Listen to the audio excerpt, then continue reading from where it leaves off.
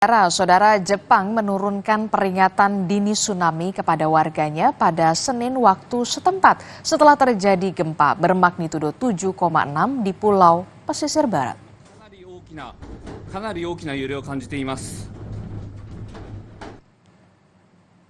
Penduduk wilayah di Pulau Honshu di lepas pantai Ishikawa, salah satu daerah yang paling terdampak warga diminta untuk mengungsi. Selain memperingati akan bahaya tsunami, Badan Meteorologi setempat juga melaporkan belasan kali gempa terjadi di lepas pantai Ishikawa. Setidaknya saudara, 6 rumah rusak, banyak orang terjebak dalam reruntuhan di Yoshimaya Hayashi. 30.000 rumah juga padam listrik di kota Wajima.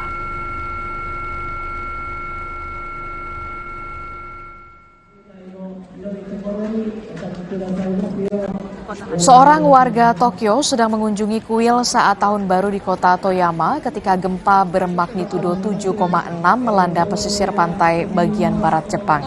Dan menurut warga itu, guncangan gempa dimulai dengan sangat lambat. Namun lama-kelamaan guncangan makin kuat dan aktivitas di kuil Goku Toyama berhenti dan seluruh pengunjung termasuk pengurus kuil mencari tempat yang aman dari gempa.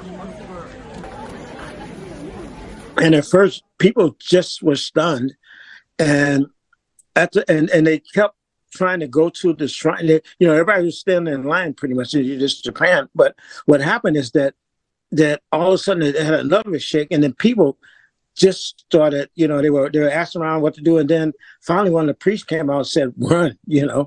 And basically everybody just started running.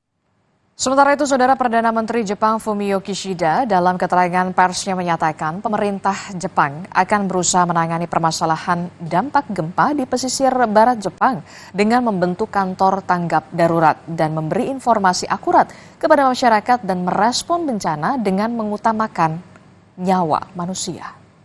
被害の状況、実態を一刻も早く把握をするということ。